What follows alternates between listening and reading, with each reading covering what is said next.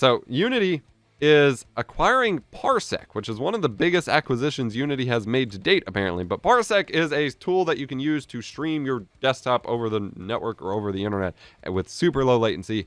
My main community manager uses it to video edit even. It's actually one of the better remote desktop streaming kind of options available, and Unity is acquiring it, which is really interesting.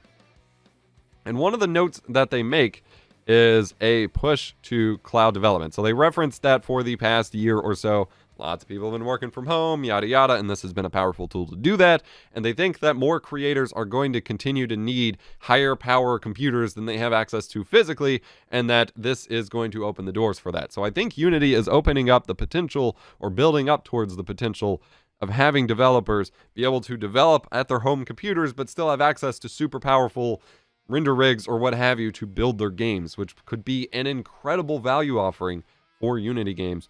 I'm not familiar with the specific engine enough to know that it necessarily needs that, but thinking about it in terms of my limited experience back when I tinkered with Unreal Engine, even just doing like the light maps and stuff, like having that off-put, as a video editor, having that offloaded onto a cloud computer that can then just deliver it right back seems incredibly powerful. So, pretty neat there.